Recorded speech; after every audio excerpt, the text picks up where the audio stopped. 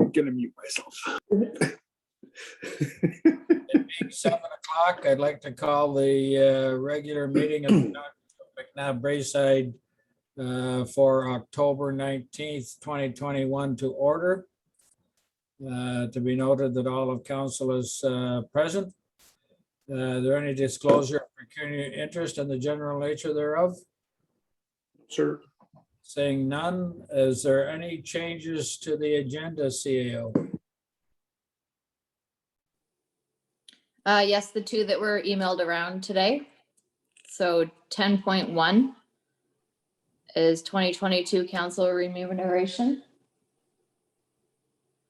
And 13.5 bylaw number 2021-71, 2022 township council remuneration.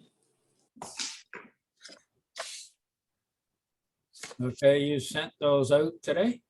Yep, Mandy did. Wonder if they're in that 13 emails that I just got. Yes, they were. So something's going wrong with my phone because I just got those emails now. Anyway, you can remind me as we move forward. I'm sure you will. So with those two changes to the agenda, if council is all right with that, I need a mover and seconder. Councillor Lang, Councillor Broom, all in favor? Carried. We're on to the adoption of the minutes from the October 5th regular council meeting. Mover and seconder, please. Deputy Mayor Armstrong, Councillor Jacob. Questions or comments on the minutes? Seeing none, all in favor as presented. That is carried. Reports of committee. We're on to 7.1 Treasury Department report for August 2021 financial overview. Mover and seconder, please. Councillor Jacob, Councillor Lang. Ms. Coughlin, please. All right. So during the month of August, out of the $724,000 that was spent to our vendors, the bulk of it, almost half of it, was spent on the Village of Braeside construction and engineering to go along with that project. Some notable receivables or revenue that we received. We did receive another quarterly installment of our own funding, but most importantly, we finally have received the balance of the flood claim from 2019. So that was very nice to finally get that off the books. It was a painstaking process. We had many back and forth with the ministry, providing them with countless versions of backup documentation. So I was very, very happy to finally see that come in. So that was one of the biggest things that happened in August. So my first comment will be thanks very much for your diligence on that. I know with trying to get sort of extra money out of the upper tier governments for something like that is a long and arduous journey. So thank you for your hard work on that. You're welcome. Thank you. Any questions or comments about the report from Ms. Coughlin from council?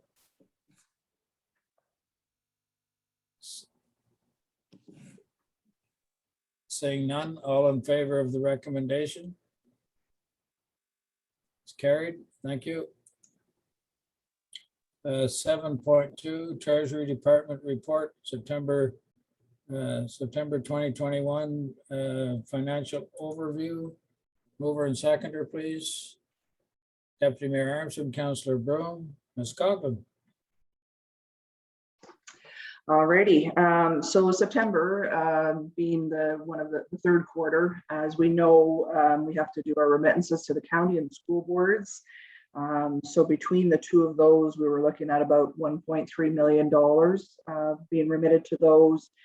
And some other notable expenditures during the month was Toner Road construction project. There was about $235,000 spent on that project, as well as continued work on the Village of Braeside for almost $475,000 in the month of September. Thank you. Of course, money that we budgeted for and moving forward with getting our roads throughout the township in better condition. Any questions or comments from council on this report? Councillor Jacob? Just a question related to the first item, the 25% deposit for the outdoor rink boards for the JAG.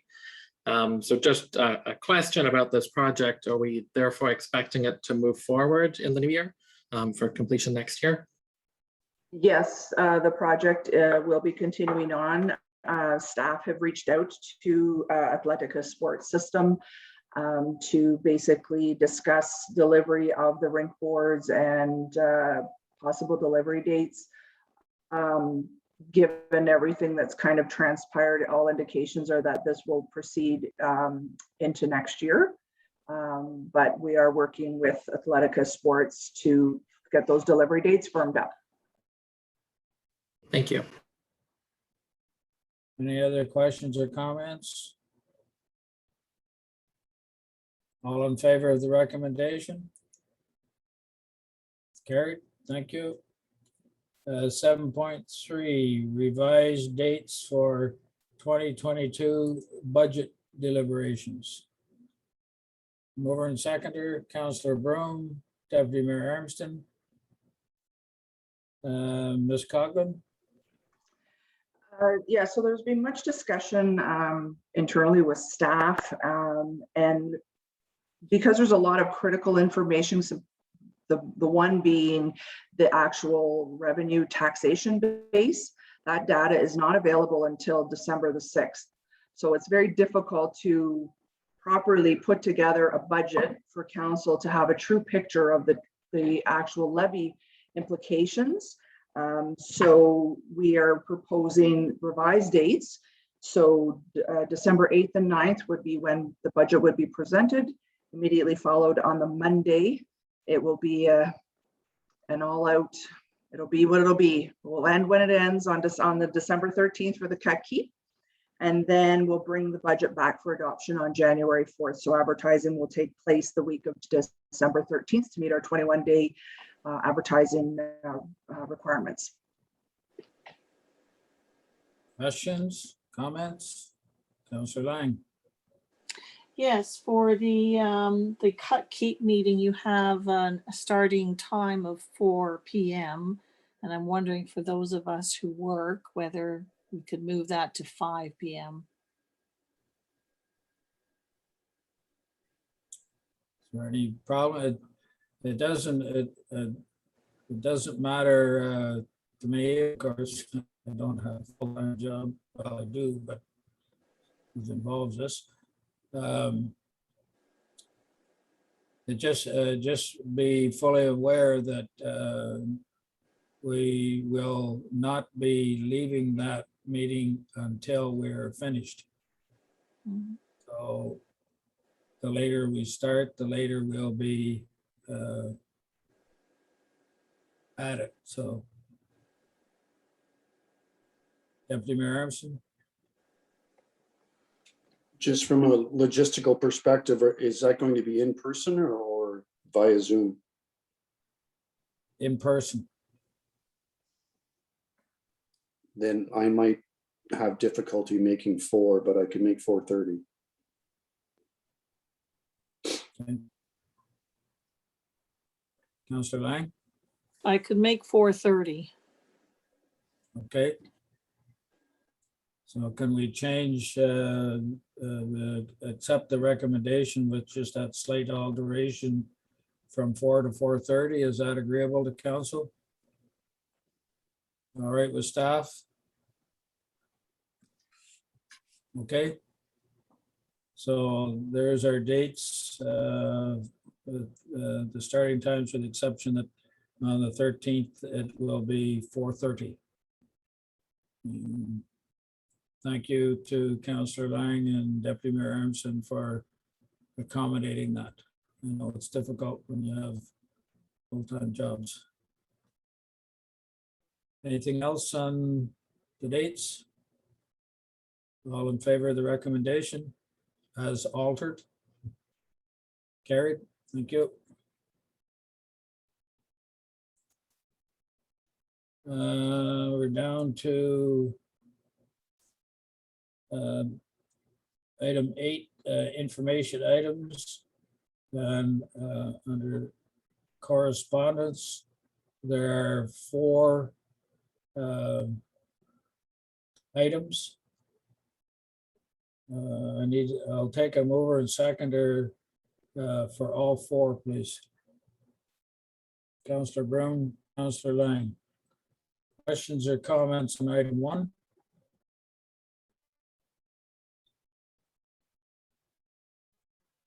There was, I must say that there was a comment made at the dinner meeting that I was at on Saturday night about what a good thing that helping out the food bank that is being done at Claybank Park. So thank you to Councillor Lang for spearheading that. Any comments on item 2?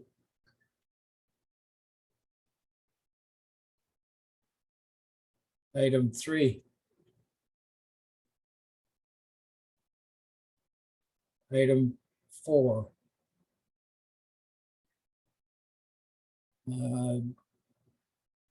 It's a thank you from the Legion. I think this entire council and all staff support the veterans totally, and certainly owe them a vote of thanks rather than them thanking us. So if there's nothing else on items 1 through 4 on 8.1, all in favor of receiving it as information? Carried, thank you. 8.2, Come Home to Great Care campaign. Mover and seconder, please. Councillor Broom, Deputy Mayor Armstrong. Questions or comments? It's another thank you for the township. All in favor of receiving, oh, sorry, Deputy Mayor Armstrong? No. All in favor of receiving his information? Carried, thank you. 8.3, Renfrew County Veterinarian Service Committee Annual Meeting Minutes. Mover and seconder, please. Deputy Mayor Armstrong, Councillor Lang. Any questions or comments on the meeting minutes? Seeing none, all in favor to receive his information? Carried, thank you. Item 9, motions, request for support, Town of Niagara on the Lake, Oh Hip Eye Care. I did advise the deputy clerk that I would be supporting this. Do I have a seconder? Councillor Lang. Is there any questions or comments? Seeing none, all in favor of supporting the motion? That is carried. Thank you.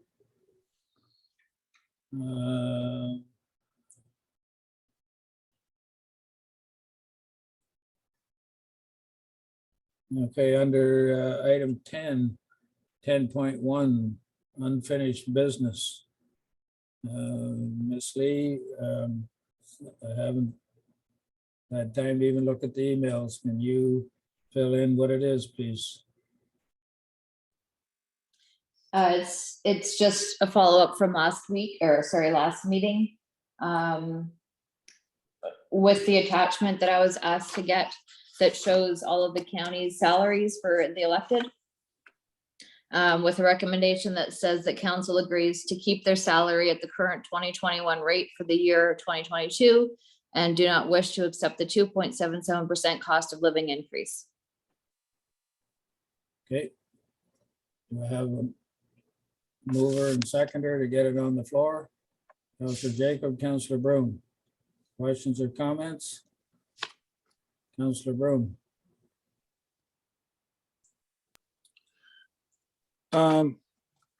After consideration on what happened in the last meeting that was voted down, I've pondered this over, and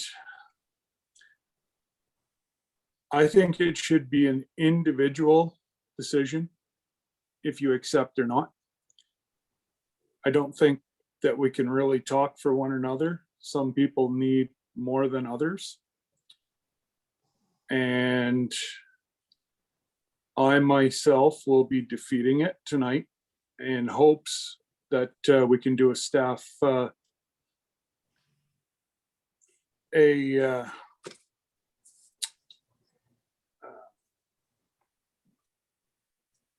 Recommendation. sorry. Yeah, there we go. Staff recommendation, sorry, blanked out.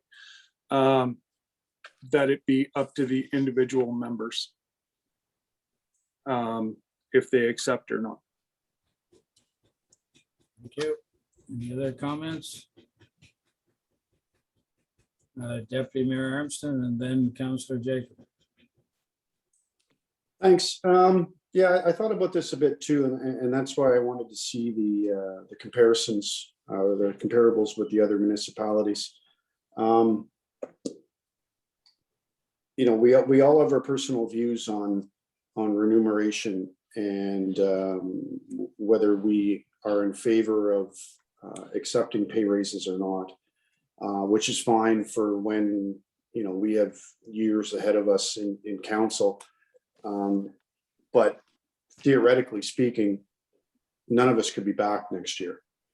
So we're making decisions on others. And I think that just like every other salary that the township pays, we should be paying a competitive salary for the services that people render, whether it's staff or council. So I'll be voting this one down as well in hopes that we can continue discussions on it. Councillor Jacob. I think from my perspective, the information that was provided was helpful. It's information that we've received before as council, which is great to have. I will be voting in favor of this motion as I did the last time.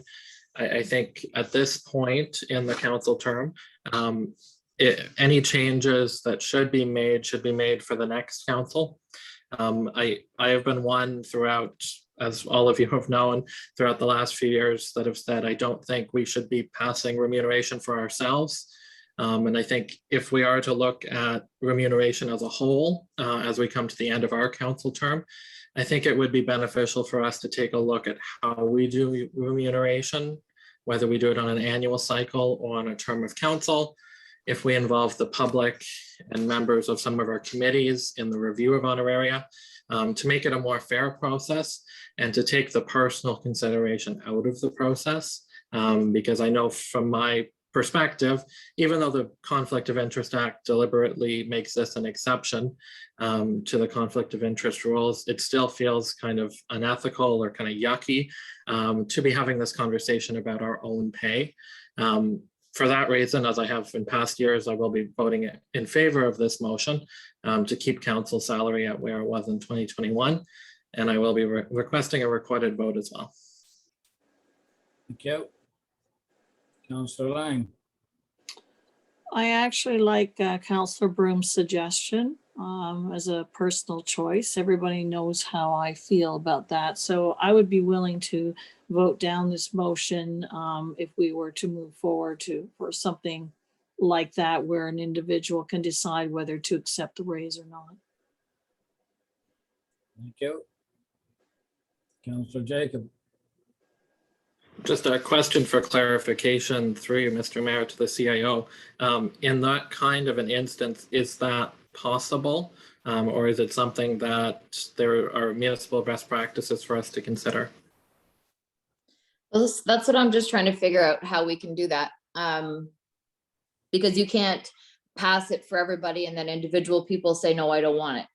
So I don't know the best way to have the bylaw written. I mean, unless we vote on every position individually, but I don't know how we feel about that. Counselor Jacob.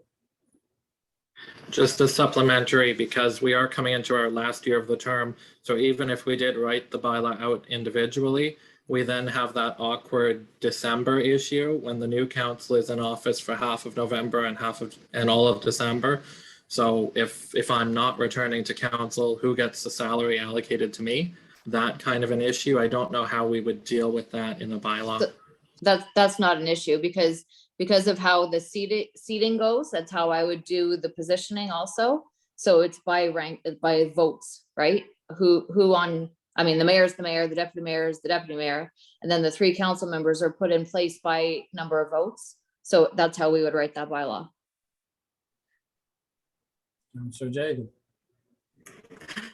Another supplementary, just because I don't know if for instance, in this council, I had received the lowest amount of votes. If in the next council, someone else had that position and I chose to take a pay decrease, or not a decrease, but not accept the increase, does that mean that new person then starts at the lower amount? I don't know Yeah. that would necessarily be fair, where their other 2 council colleagues would potentially be at a higher amount Right, for the same position.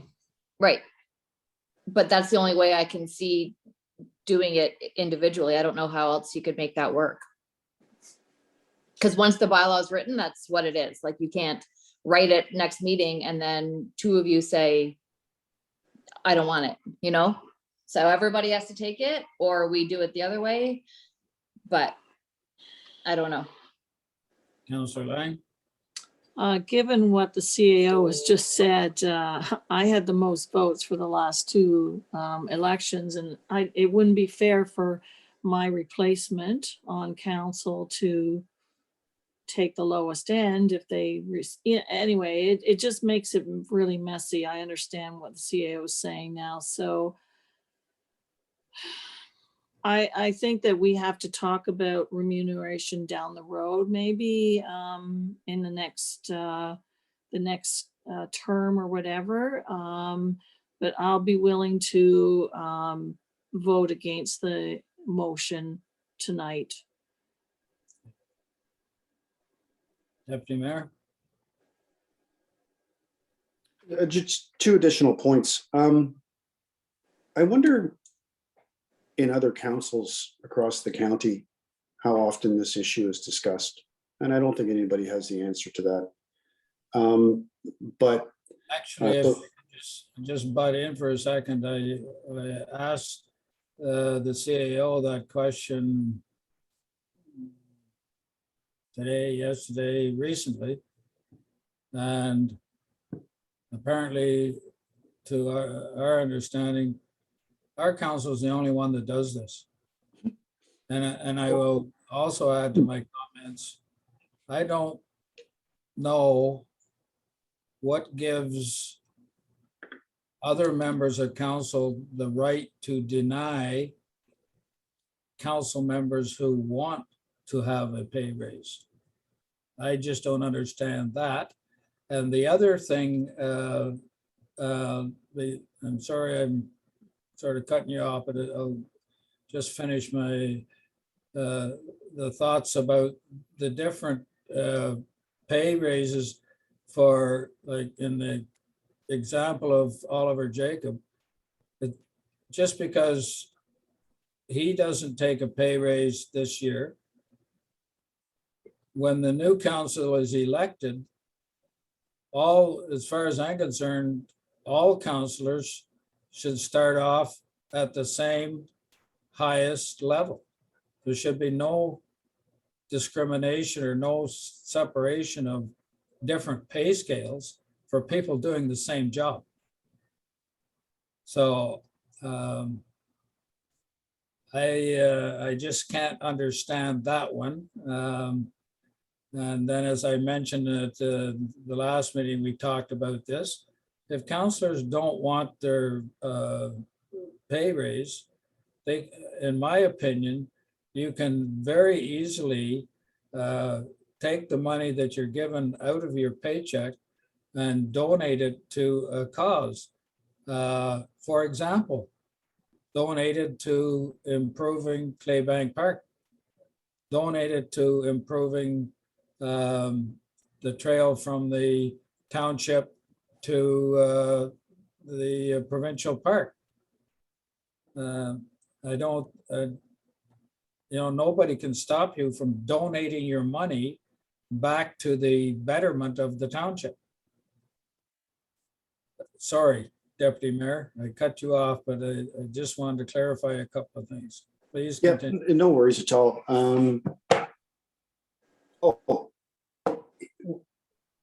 It's not like we are discussing increasing our salary by an exorbitant amount of money.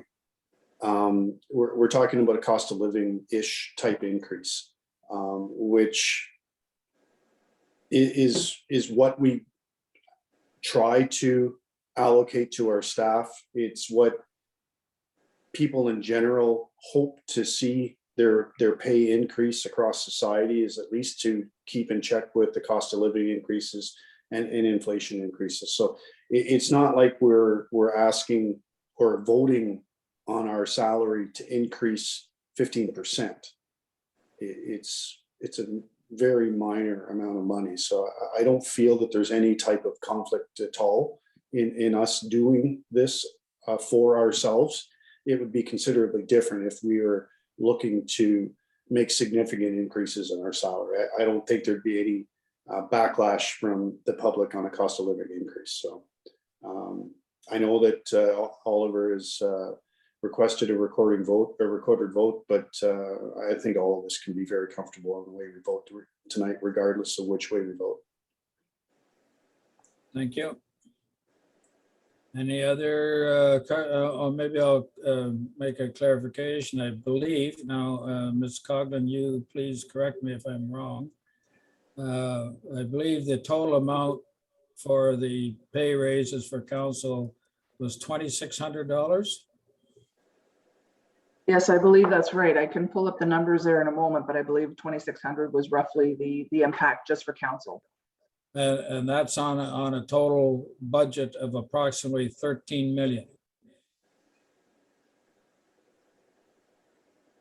I'll just pull up the figures if you want to just give me a second. Sure.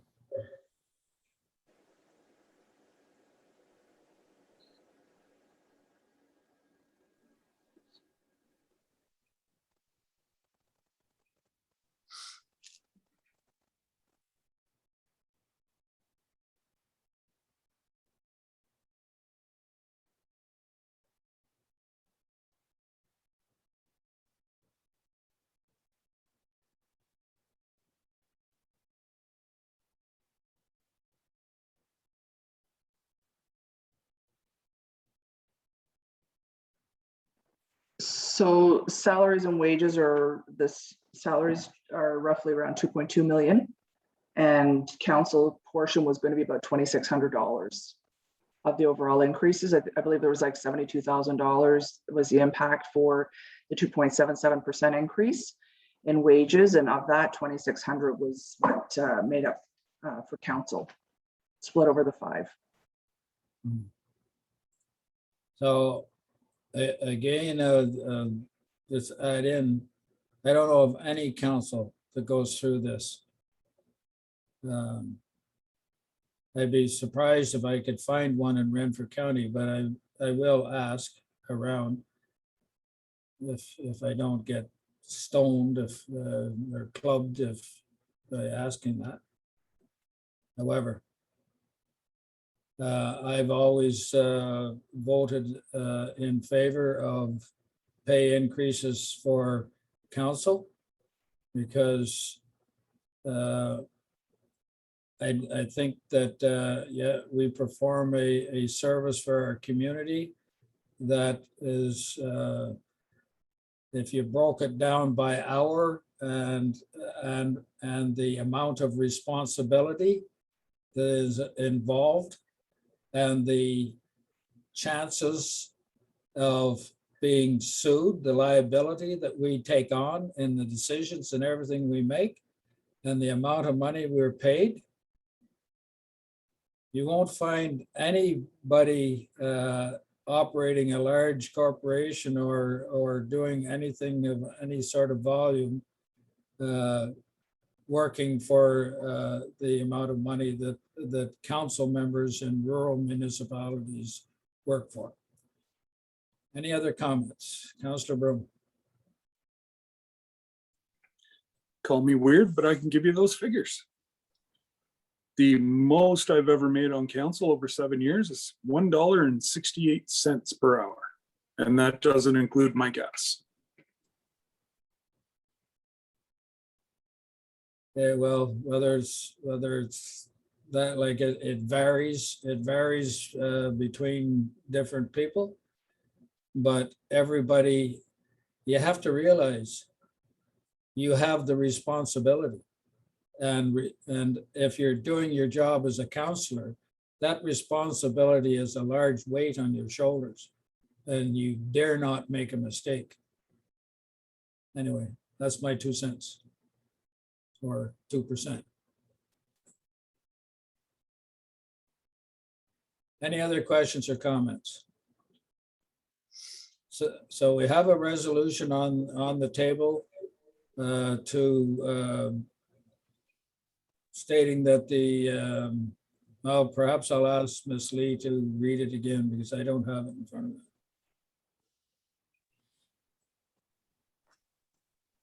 The council agrees to keep their salary at the current 2021 rate for the year 2022 and do not wish to accept the 2.77% cost of living increase. Okay, so we had a mover and seconder on that. And Councillor Jacob asked for a recorded vote. Deputy Clerk, please. So we'll start with Councillor Jacob. Councillor Jacob, are you for or against the motion? For. Mayor Packett, for or against? Against. Deputy Mayor Armston, for or against? Against. Councillor Lang, for or against? You're muted, Heather. Against. Councillor Brum, for or against? Against. So four against and 1 for. Thank you.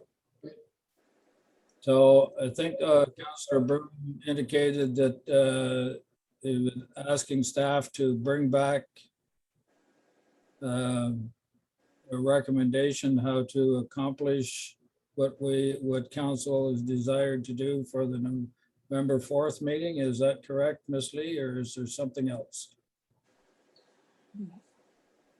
No, I think council was going to direct staff as to which direction to go as far as increase, no increase. Well, we just did no increase and that didn't go. So whatever, however you're doing the increase. So Councillor Broom and then Councillor Lang. My knowledge, we just defeated it, so everybody gets a raise as norm. We No. don't have, We'd have No? to, okay, you'd have to. well then I'm more than, Have to pass a resolution. We'd have to move and second and pass a resolution. okay, well then I will, if you want me to do a staff direction, I can. That we proceed with. Go ahead, sir. Okay, I'd like to hear, before we do that, I'd like to hear Councillor Lang had her hand up and so did Deputy Mayor Armston. So we'll hear the comments and then we'll move forward. Well, I think given all of the comments tonight and the fact that it's a very, very small increase, I would say let's revisit the recommended increase. So I would move to that we provide a cost of living increase to all members of council. Thank you, Deputy Mayor Armston.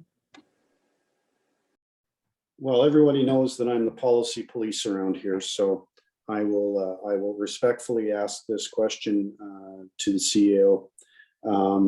Would it not be, or could it not be as simple as reintroducing the motion that we voted down at the last council meeting, assuming that the mover and seconder of that motion agreed to it, I don't to believe bring so. it back? It was defeated. I don't believe so. But I'll Yeah. refer to the CAO. So for reconsideration, there's 5 ways to get it back. 4 ways, sorry. A notice of motion moved by a member who voted in the majority on the question must be introduced according to the procedures for notice of motion.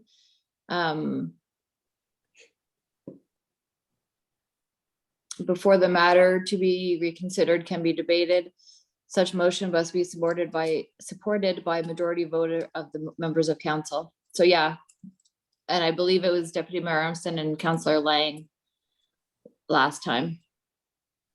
But So, does there not have to be a 6-month or a year waiting term or term of a waiting term before you can bring that back? No, No, okay.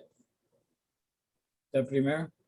so just in English, if Heather and I agree to bring the previous motion back for further discussion, and the majority of those that voted for it the first time vote for it the second time, then it can come back in plain English terms?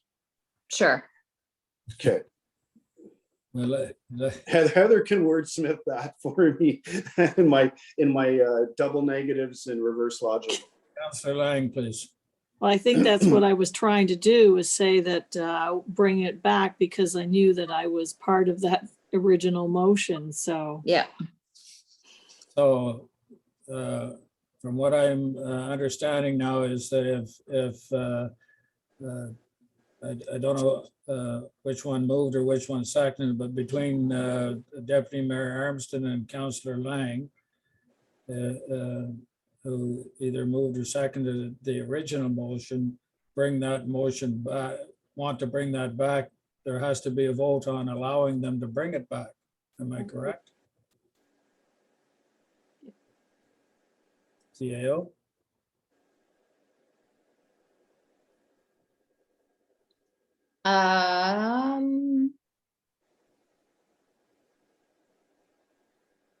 yes.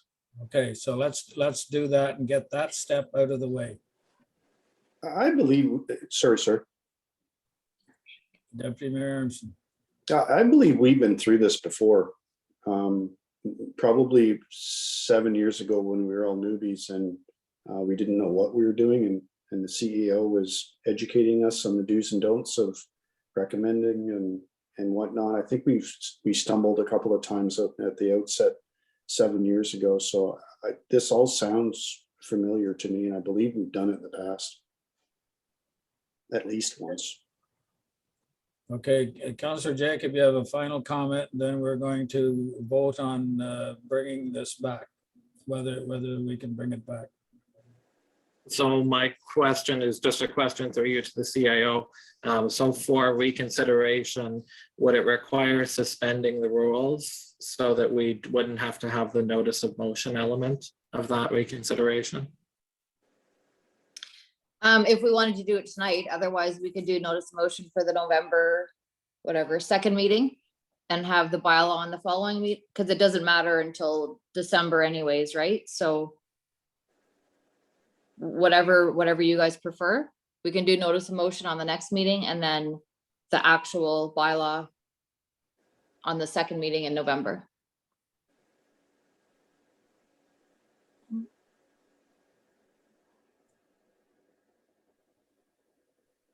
Is this a supplementary, Councillor Jacob?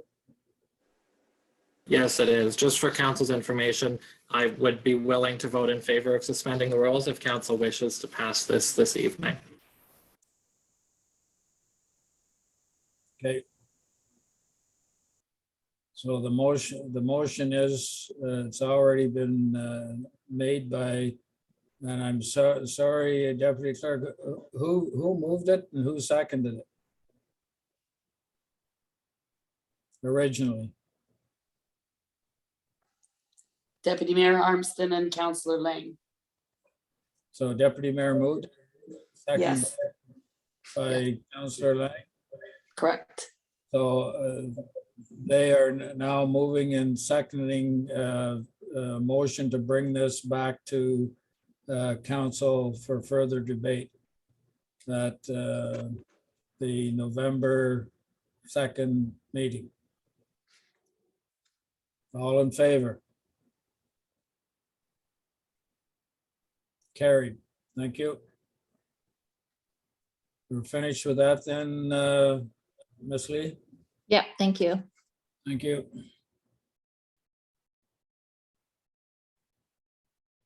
That was 10.1. 11.1 draft retirement policy under new business. Mover and seconder, please. Councillor Broom, Councillor Lang. Ms. Lee, please.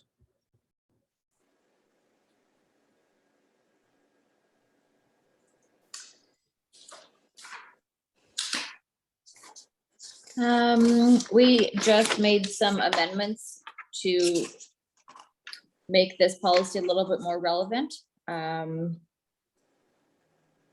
Basically, number 6 is what we made amendments to, which is the amount the retiring person will get towards a gift. Okay. Questions or comments from council? Councillor Lang? This is a question to the CAO through you, Mayor Peckett. There has been lots of talk among the federal and provincial governments on mandatory retirement age and such. And I'm just wondering if 65 is the age that people have to retire in the municipality, or would we consider looking at that down the road? There's talk of 67 or 70, just a thought for consideration. Ms. Lee? This is the age that our lawyers suggested. It's the age that they use. So I don't know if that's why they suggested it or what their reasoning was, but that's why the age is what we picked.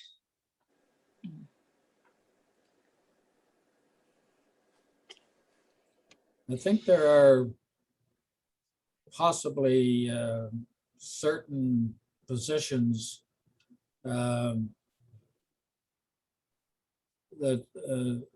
some employees could be fully qualified and fully able to continue on working past the age of 65. I don't think, correct me if I'm wrong, Ms. Lee, I don't currently, unless you have it in a policy, currently you can't force somebody to retire at 65. Right. But we do have this policy. We're just updating it.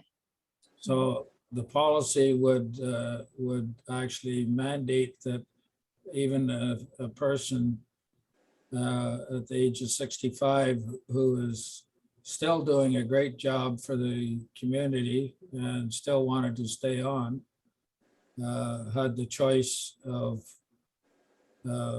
does not have the choice with this policy in place, does not have the choice of staying. They have to go. Not necessarily. So item number 3 says that we can go to council with reasons for extension. Yeah. Okay. So I'm good now. Yeah. Councillor Lang? Yeah, just a supplementary. I'm 66 and I'm still fully employed by the federal government, and I'm not mandated to leave. In fact, I can stay probably up to 75. So I think it's something to look at. We're living longer, we're living healthier. So I just, just this age thing bothers me a little bit. So. Yeah. Well, seeing for me a little bit to the seeing the extension there for employees is there now. I'm okay with that.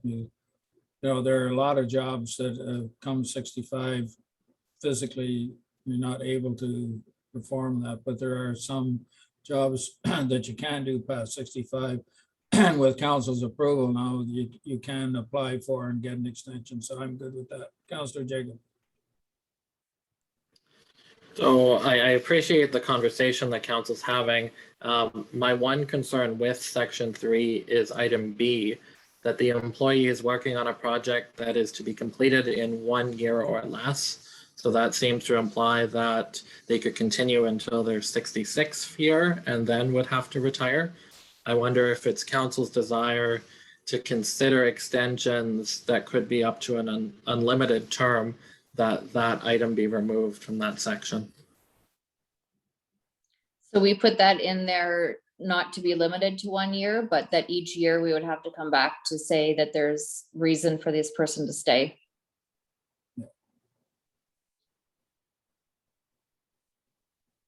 Any other questions or comments? Deputy Mayor Armstrong. Just a question about seeking some additional background.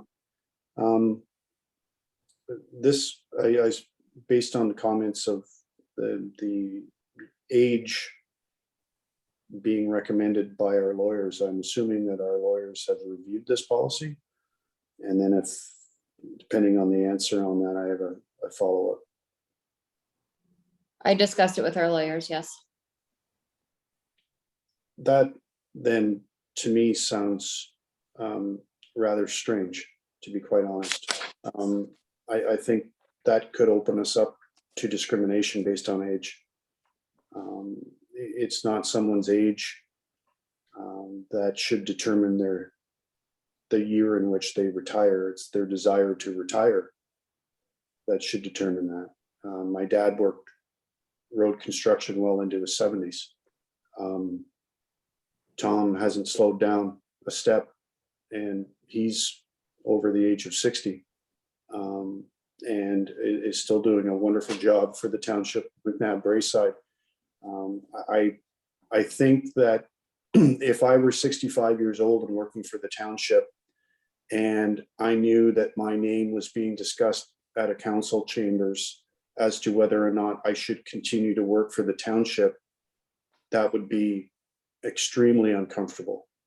And then to have that conversation take place again the following year, when most likely not a lot has changed in my life between the year of 65 and 66, and then at 67 and at 68, it would,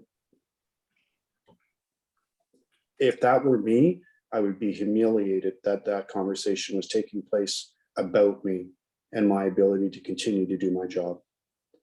I think that we have to take another look at this policy. Councillor Lang. I agree. Deputy Armstrong has, brought up some really interesting points. I find the language very, very stringent and quite tight. And I really think, yeah, we could be opening ourselves up to age discrimination. I mean, judges can sit on a bench until they're 75. For instance, there are physicians who practice well beyond 65. I find this whole thing very uncomfortable. And I would recommend, or I would, second Mayor Armstrong's recommendation that we look at this policy again. Councillor Brown. Wrong button, sorry. I agree full force that, that age of 65 really bothers me.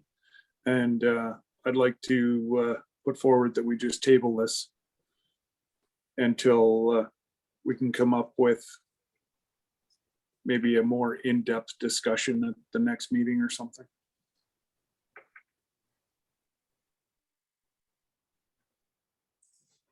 There's two, I guess there's two things to look at. First of all, does a person want to retire? And second of all, does a person not want to retire? And I think the extension of a job project for the year might be for the person who wants to retire, but is asked to stay on for a year to complete a project that they're heavily involved with, or, have maybe been working on for 2 or 3 years. So I can understand that part of it. The part of being 65 and not wanting to retire, but what then happens with a person who's 65 who is not able to perform his or her job at 100% performance level of which we need to have, like you're paying a salary to do a job at a certain level. And if you're 65 and you are unable to give that 100% performance level, what do? Do you have the person retire, or do you reduce the salary down to the level of their performance that they're able to give? Or, I mean, it's a catch-22. It's one of those things where there are some jobs which people have with they would like to stay on forever and a day, but if they're not performing up to the standards that are required, there has to be some mechanism for the township to have those people leave and replace them with people that are going to be able to perform the job completely. Just my comments. Deputy Mayor Armstrong. It's a very good point, sir. And so a couple of things came to mind as you were speaking. And Heather mentioned a doctor. And we have doctors on staff at the Arnprior Hospital that are well beyond 65 years old that are still doing an amazing job. And they're not being quote unquote forced to retire. I think of the individual in Renfrew who was let go from their job because they turned 65. They were still doing their work adequately. I certainly don't have in-depth knowledge of that situation, but from what I looked into, it appeared that individual was still doing his job, and he was doing it well, but he turned 65 and he was forced to retire. I think that— Interrupt you there again, I apologize, but there are there's a lot of different information in that situation. Sure. That a lot of people are unaware of. I would suggest that that particular situation not be referred to as an example. Fair enough. My next point was that based on my experience, as I have worked with individuals that are approaching retirement age, whether that is 55 or 60 or 65, usually one gets to the point where they're ready to retire before their performance starts to drop. Usually, in my experience, their performance starts to drop after they've made the decision to retire and their give a crap factor is non-existent because they know they're on the way out. Even if that performance drop happens a year prior to, it's not too long thereafter where they make the decision that it's time to go. I think that we could make a case for any scenario, pro or against, based on experience. But I think for the most part, it really comes down to the ability of the individual to perform regardless of age. And I would be extremely uncomfortable if I was a council member having that discussion about an individual solely because they turned 65. And I would be even more uncomfortable if I was that individual having a council discuss my employment status simply because I turned 65 years old. Thank Very you. good comments. I certainly agree that if someone knows that they're going to be gone in a year, they're in all likelihood going to start to back off a little bit. But there's also the person who does physical labor, who's doesn't want to back off mentally, but physically has to, because they can't, because of their age, they just can't perform at that level anymore. So we're really stuck in a hard place here, but I'm just wondering if the lawyers have come up with this because the 65 is their, I think it's their hard number for themselves. Perhaps it might be worth some conversation with the HR department at the county to see what their policy is for retirement at certain ages.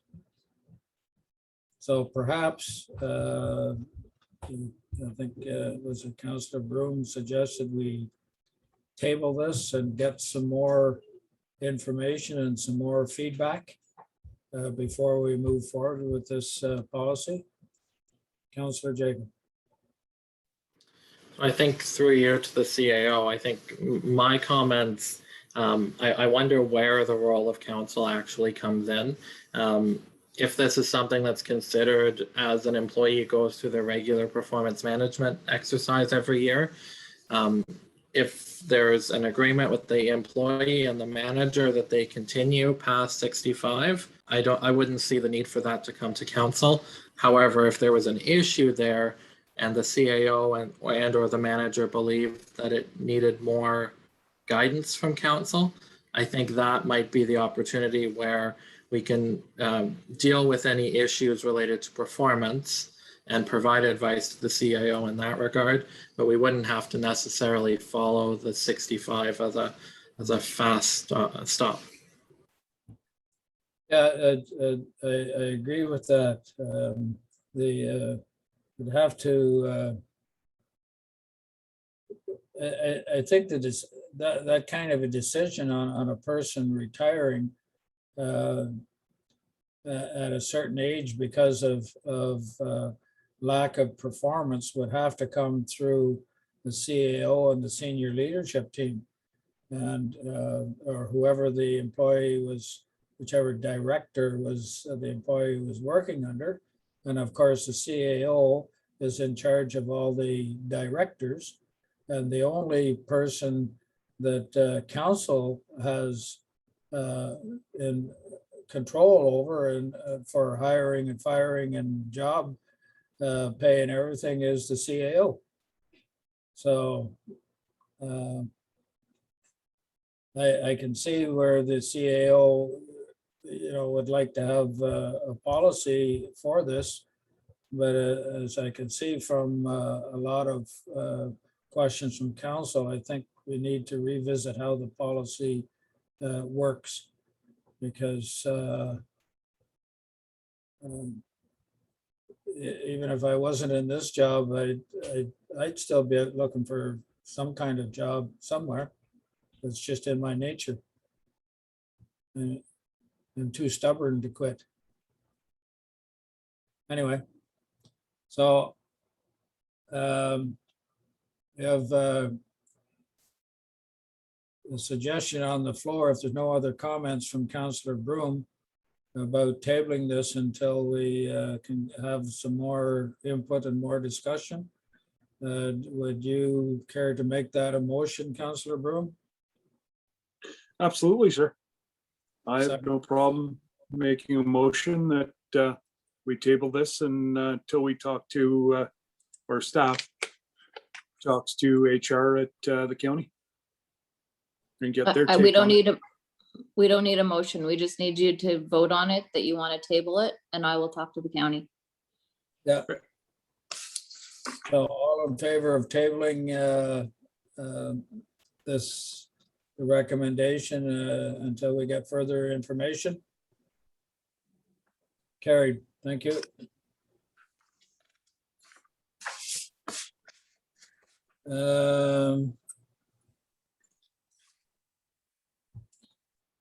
Item 11.2, Sean Burton and Kathy McEwen, gating of unopened road allowance, Sleepy Hollow Road. Mover and seconder, please. Councillor Broom, Councillor Jacob.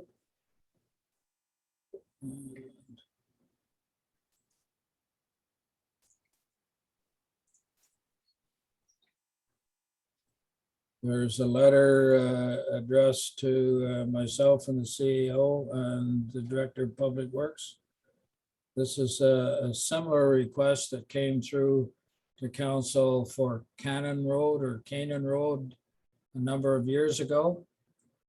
The only information I have is that Mr. Burton has purchased 100 acres on that road.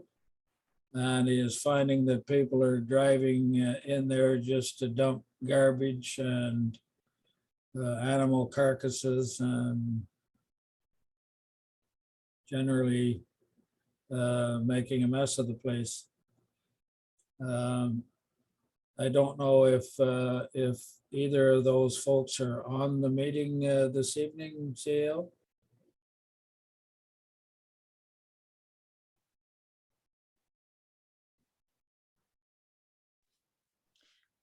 There are people on the meeting, but none of them with these names. Oh, Sean's there, yeah. Okay. Yeah, I don't Sean, know. He um, doesn't have his hand up, so I'm not sure if he wants to talk. Do you want me to move him over anyways? Yes, move them over to, we need to have some more information on this. Okay.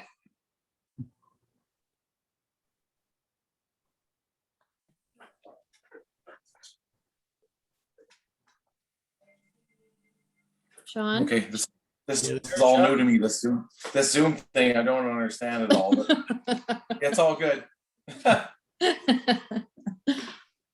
Good evening, Sean. Can you Good give evening. us a little background about the property you own and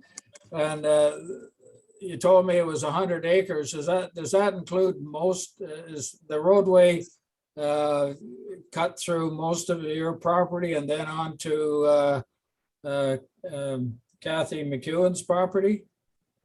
So the roadway actually, I guess if you were to look at a map, there's 12 acres above the roadway and 88 acres below the roadway. So it only cuts off like the top small portion of the property. But it does go through your property. Yes, that's correct. Okay, so I haven't been on the road for many years. I used to be on it bird hunting many years ago. Yep. So the last time I was there was a house or two built. If you went off at the base of the mountain and you went off in that way, there was 2 or 3 houses built back in there. Is the roadway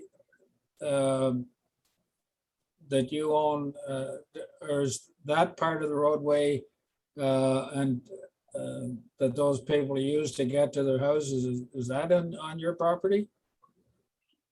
No, not at all. So the only houses in that area would be off of Robertson Line on Mountain View Road. So there's 2 there. There's Jason Duff and there's Hollis. I'm not sure what her name is, but the road, or the last name, the road ends at her house. So after her house, there's the pipeline, And then basically it's just a goat's path into my 100 acres. And the same way all the way out to the Sleepy Hollow Road where Dave Forrest's property is. And then Kathy McEwen's is to the left of Dave Forrest. Okay, so Dave, I couldn't pick up the last name of Dave's property, but is his property, like I'm trying to get an idea where the fences could be located, or the gates rather. So the gates would go at, if you're coming in off of Kippen Road, where the plow turns around in the winter, that's the beginning of Kathy McEwen's property. So the first gate would go there. And the second gate would come in off of Robertson Line on Mountain View into my 100 acres. So that's where the second gate would go. There's Okay. there's no areas that would be landlocked or would impede the township plows or anything like that. It's just it's honestly just a goat's path back in there. Okay. And the road belongs to the township. Well, that's a gray area. So when we purchased the property, according to the lawyer, our lawyer, Brad Samuel, and I can't speak for Kathy's property or anyone else, it shows on our deed that we own the road. But he still considers it a forced road. So I'm really unsure of, according to the lawyer, we own it, but apparently it is still a forced road. So whatever that means. Okay. So if the township has any interest in the road, or if it's a forest road or unmaintained road owned by the township, we would put up gates. If you own the roadway, then you need to put up the gate. You and Kathy need to put up the gates. So Yes, and that's fine. And that's fine, but I'd have to talk to my lawyer again. I believe if the township so decides that you can still put a road through there. So it's really a gray area. So it's kind of, I guess I would say both of ours. I really don't know. okay, so what I'm going to suggest is that we're going to have to table this and go to our Director of Public Works, who will go to Renfrew County, and we're going to try and determine who actually owns that roadway. And if it comes back, if council if it comes back that the township owns it, if council approves, we would do the gates. If it's yours, you're entitled to gate your own property. I see CAO Lee has her hand up, please. So Ryan has indicated already that anything we have indicates that it's a forest road that the township owns. Okay. And that it would be the same situation as Canaan Road, where Okay. we put the locks on, or we put the gates up and we have the locks on and only the homeowners have the keys. Okay. Only well, in this case, it would be the landowners, right? Yeah, Okay. Okay, so it sounds like your lawyer was, I don't know if he said that you own the road, it's probably not correct, but it sounds like we own the road, Sean. So now I'll have to I'll go to council now to see if council is in agreement to gating this roadway as we did on Canaan Road. Questions or comments from council? Councillor Broom.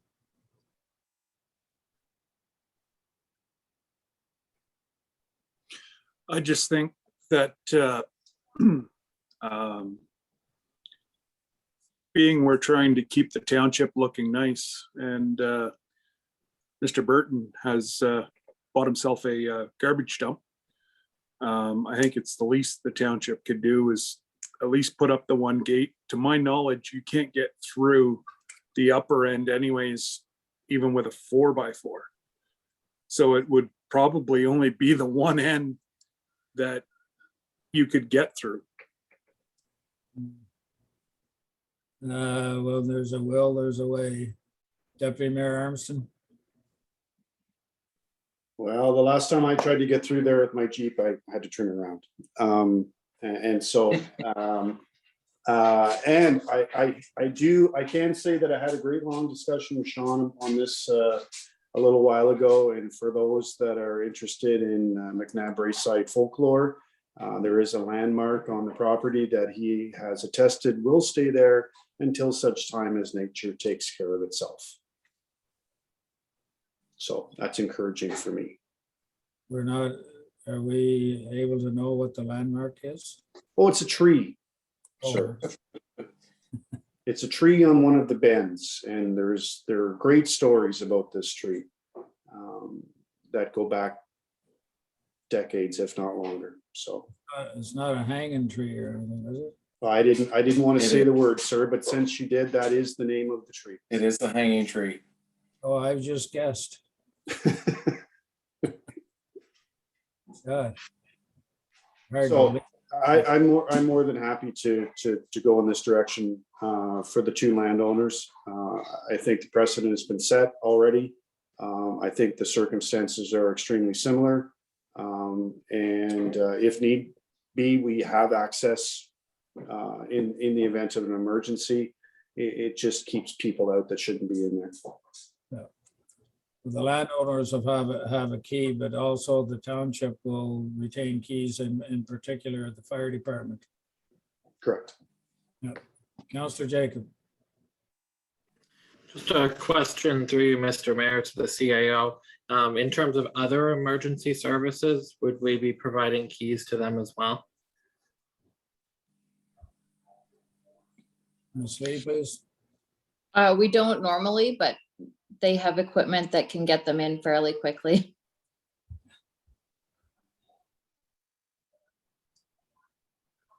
Sorry, I should say we do notify them though that there is gates so that they are aware, but we don't give them keys for the reason I just said. Perfect, thank you. Thank you. And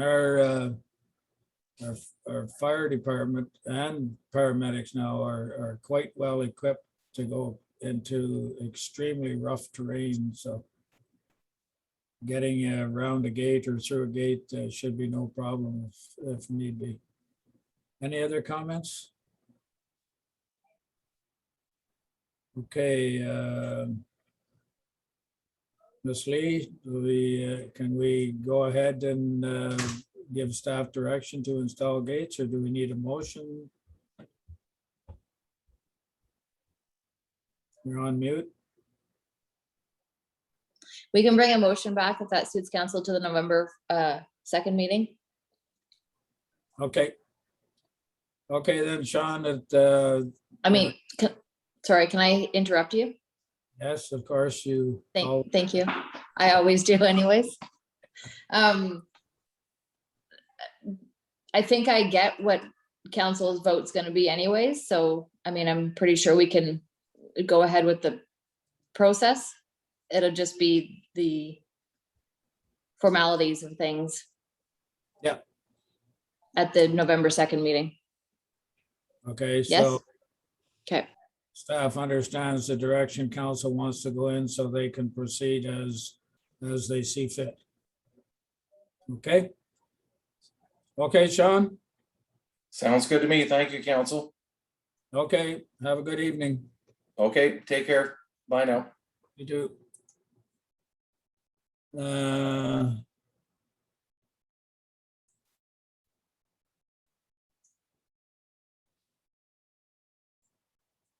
Down to bylaws, 13.1, bylaw 2021-67, long-term borrowing only, single tier borrowing bylaw. Mover and seconder, please. Councillor Broom, Deputy Mayor Armstrong. Armston. Questions, comments? This is something that comes along every year, I believe, Ms. Cogman. So this is just to kind of close up the financing of the pumper tanker that we received in basically late November, early December of 2020. So we are requesting approximately $172,000 to finance the balance of that pumper tanker truck.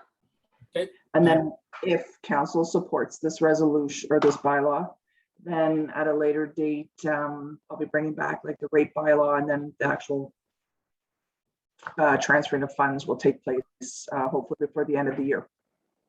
Thank you. Any other questions? All in favor of the bylaw? Carried. Thank you.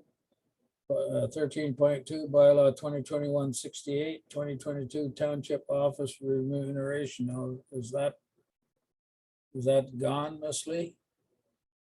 No? No, so that's for the committee of adjustment and the line fences viewer and the livestock evaluator and those positions. Okay. Questions or comments? Seeing none, all in favor of the bylaw? Carried, thank you. 13.3, 2021-69 grant authority to Mandy Canning to issue marriage licenses and perform civil marriage solemnizations. Mover and seconder. Councillor Lang, Councillor Jacob. Questions, comments? All in favor of the bylaw? Carried, thank you.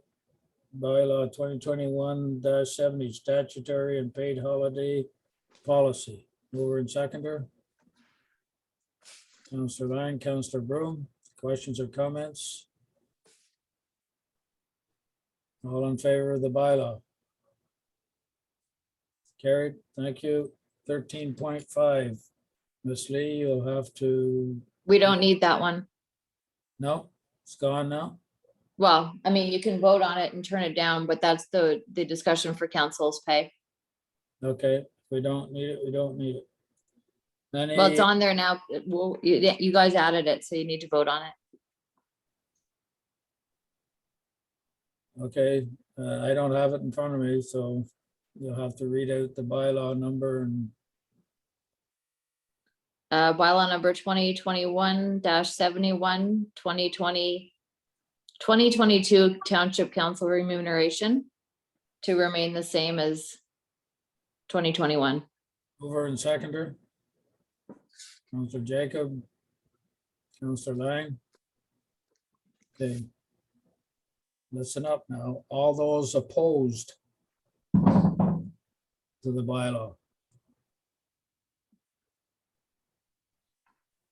Okay, it's defeated 4-1.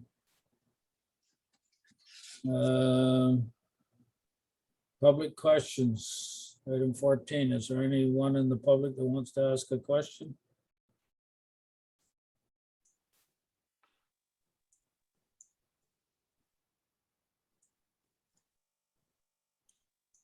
It's only Kevin Murray on there. I don't think he has any questions for us. Sorry, Kevin. It must be a slow night in the Murray household.